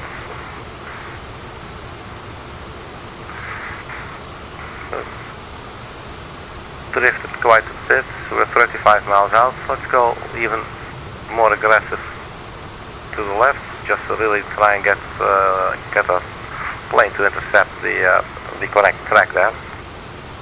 And this might actually be an interesting thing to look at, to show you on the little map. Although I'm not really sure what it's going to look like here. So let's see, where was our plane? The yellow one.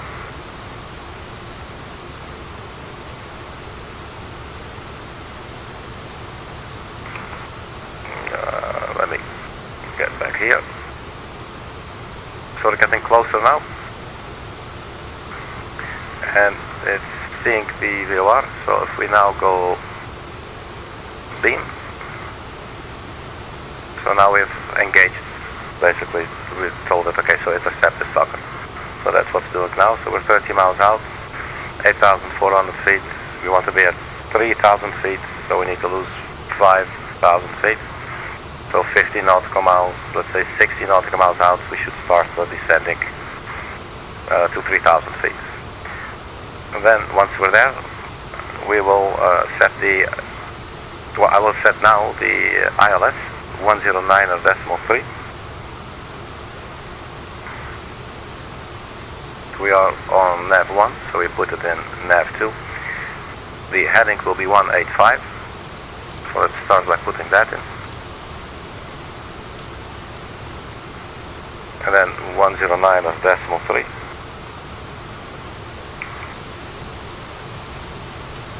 Decimal 3 is already there. So now, the moment the nav 2 lights up, then it's seeing the ILS.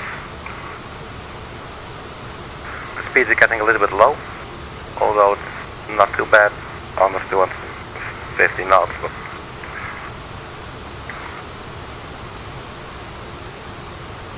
power up a little bit more.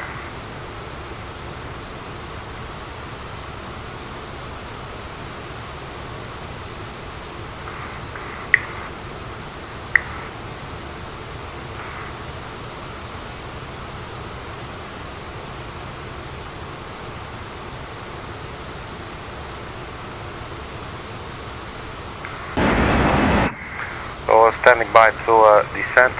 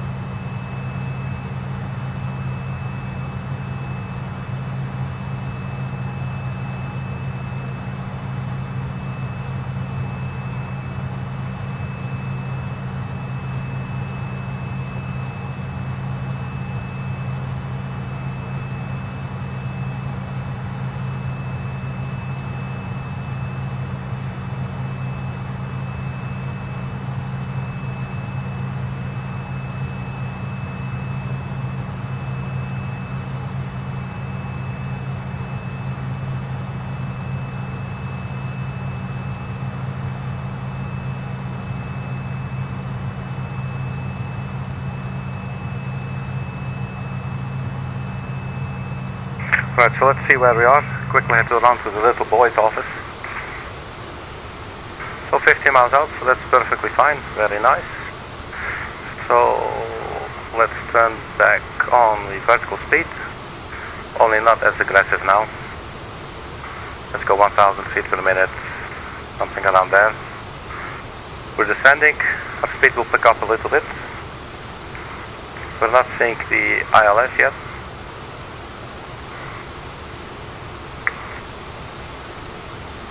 We are below 10,000 feet, so we should turn on the landing lights now.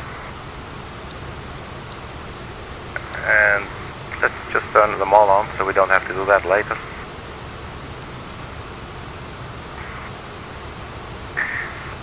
And I believe this you arm the like a ground spoilers kind of thing, I believe.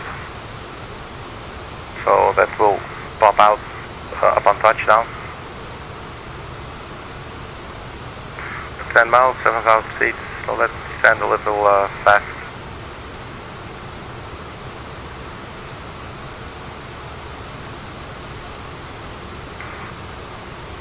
Let's keep the speed under control. It's now a little bit over 250 knots.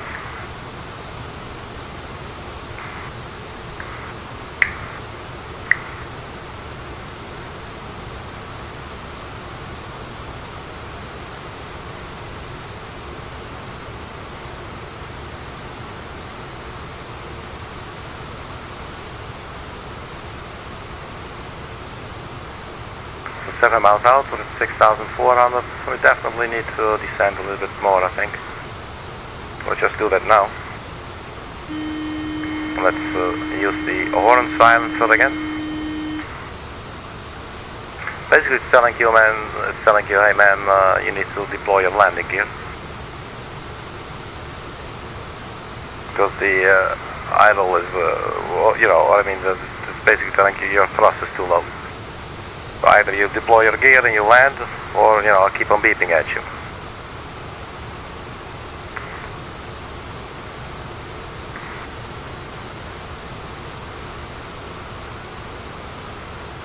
That looks interesting. A lot of poor graphics, but that's my settings. Right, 2 nautical miles. So we take a left, heading 2905.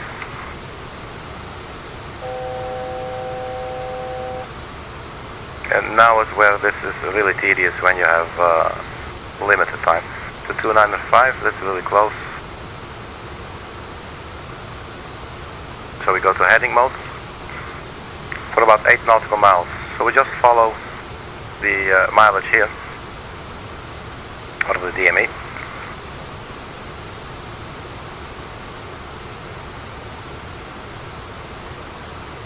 The aircraft is not holding, so I'm putting it on hold. There we get altitude alert, and the speed is getting really high. Look at that. So deploying the speed brakes now. This is getting a little too fast for comfort. Look at that.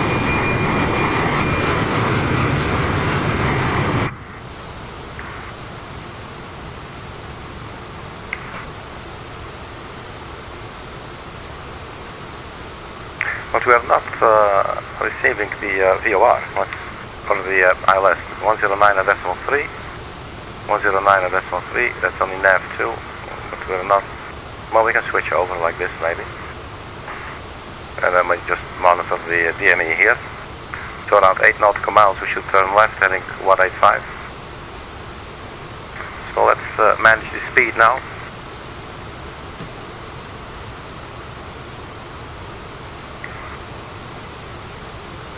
Let's see if we can go flap 1. And do we have a visual? Maybe that would be very helpful. I have no clue.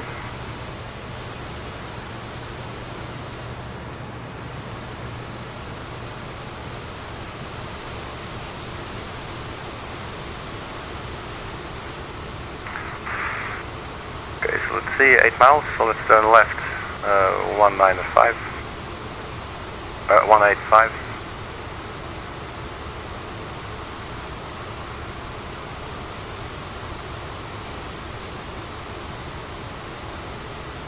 Flaps 11. Gear down. Localizer. Localizer, that's nice. Flaps 25. Do we have a localizer? I don't believe it. Flaps 25. Yeah, the speed is a little bit too slow.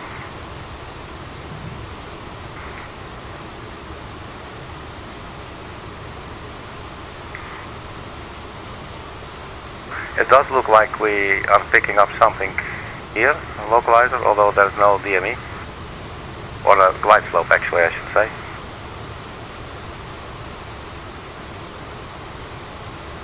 That's probably the runway. We have the right one at the right, so it should be this one right here.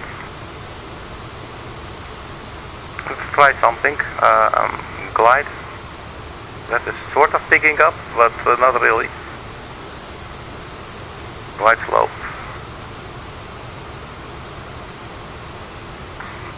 But it looks like it's not picking up the ILS.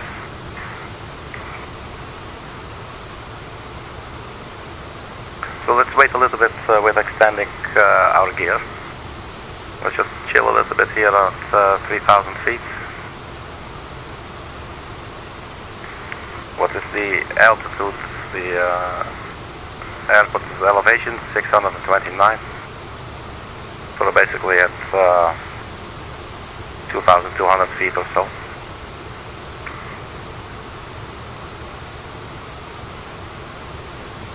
It's a bummer about the, I'm not sure, I don't think I'm doing anything wrong. It's 109.3, the thingy is on. We got 185, nav 2 is on, but that wouldn't make a difference in receiving the signal obviously, but it is on. We're on nav.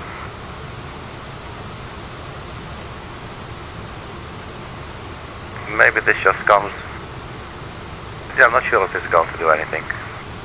I don't know if it's too far out. But looking at that, I'm going to disengage the autopilot and we'll just then fly the rest. I will drop the gear now.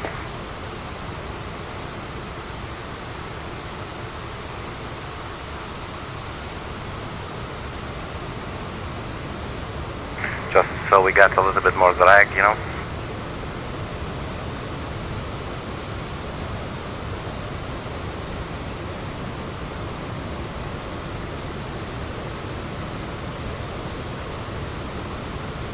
So trying to get us to 1,000 feet basically now, so we can sort of stabilize the approach.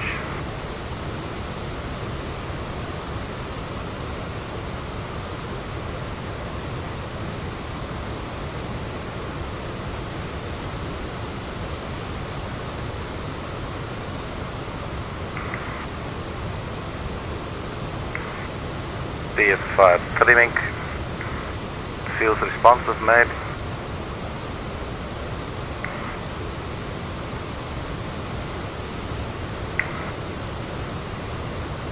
A little bit.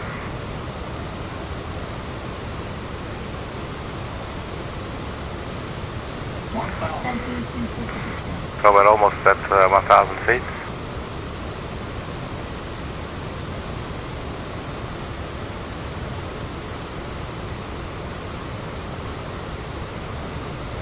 So there appears to be no glide slope. Let's reduce our speed a little bit and flaps.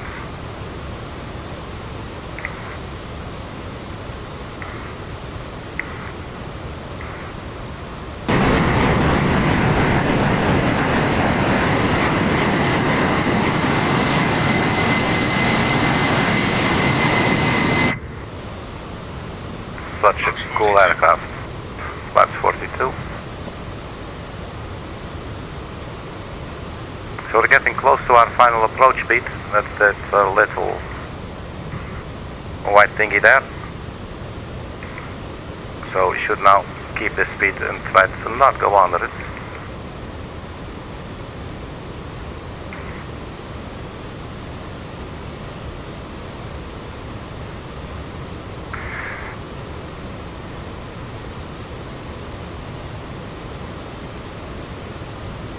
Actually, it looks like the glide slope is coming alive.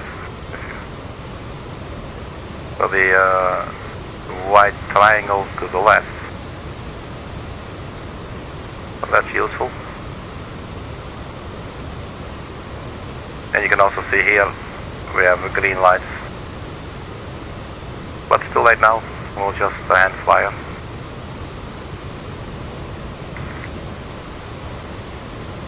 Lights now.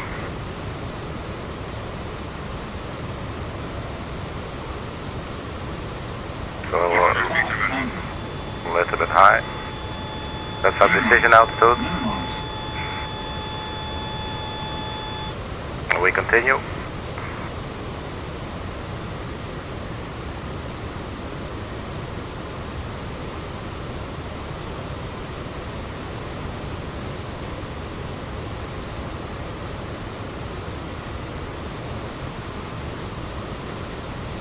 Just aim for the touchdown zone. Preferably where you touch down. 50, 40, 30, Idle. 20. Flaring. Whoops, flares let's flat it again. 10, A little bit of rudder. A little bit of crabbing. But here we are. So welcome to Huntsville, Alabama, everybody. Do we have reversers? I don't think we do. But we should have these spoilers. There you go.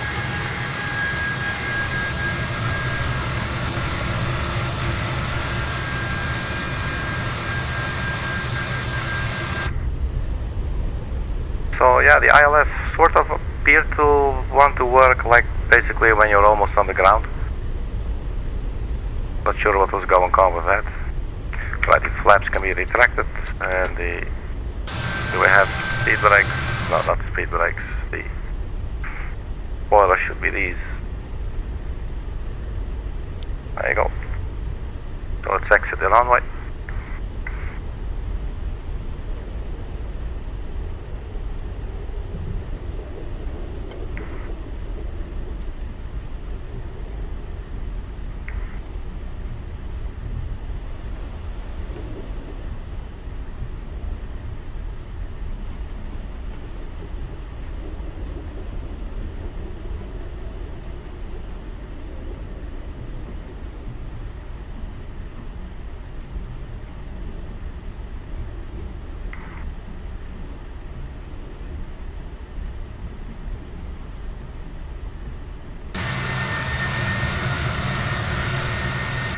that's us. Looking all alive. Did not crash. I think it was, for me it was quite a decent landing. I feel proud. I'm not too scared to say that. But who knows, you know, when I see it the next day I'm like, dude, keep practicing.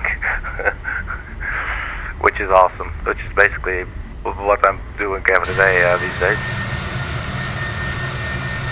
You know, sometimes you got to do something to keep your mind busy, like on one thing or from something else, you know.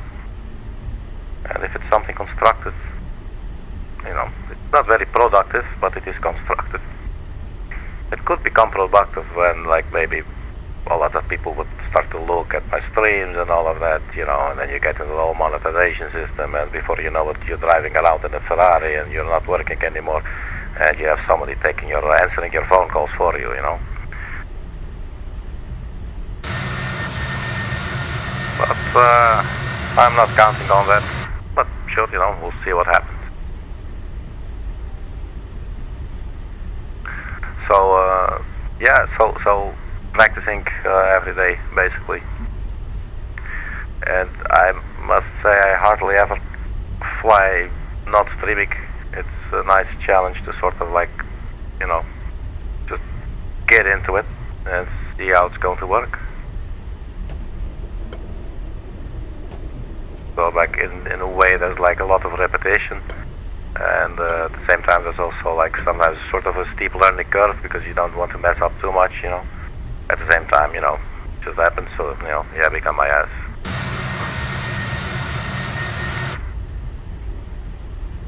So I guess we should have turned off the landing lights long ago, so let's do that.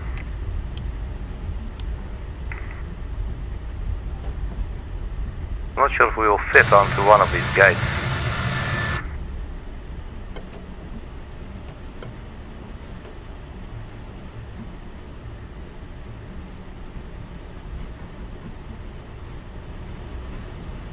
But let's try. Let's see. The jetways don't really look that high. I think they can kneel down as well a little bit.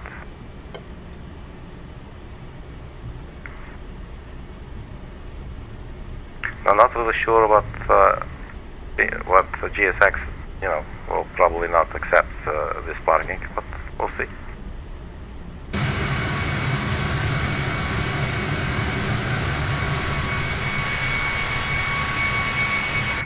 So parking brake set,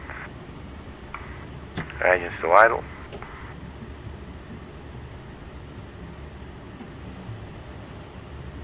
Alright, so how do we disengage the engines? I believe we just kill the fuel. So now we're without power. We did not start up the APU or anything. There's no external power.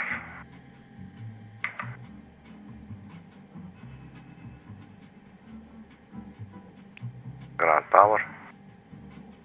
Will be interesting to see if we could actually deboard, request deboarding, see if that's actually going to work.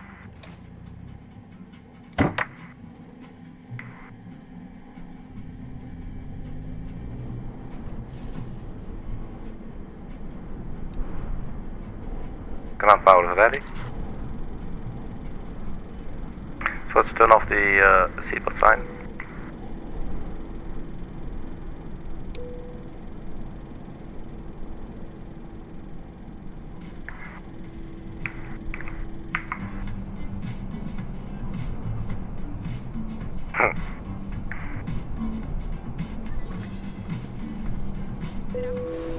Passengers deboarding starting.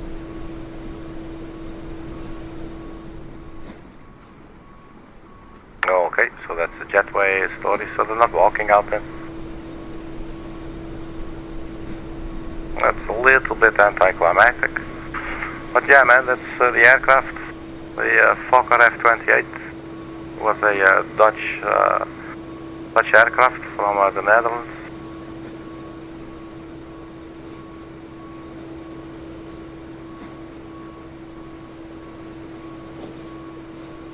She performed quite well.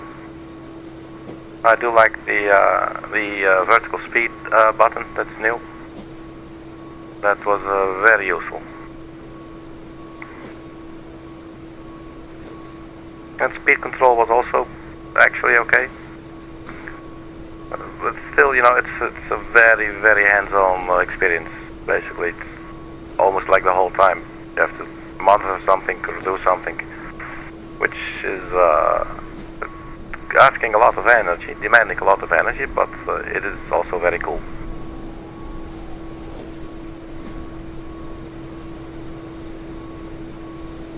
Right, so thank you very much for checking, and once again, welcome to Huntsville, Alabama. There's a little plane. Right, so thank you for checking, and stay funky, and see you at the next video. Bye-bye.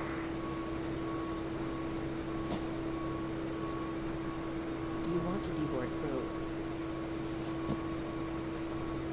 Crew to boarding starting. Pilots to boarding starting.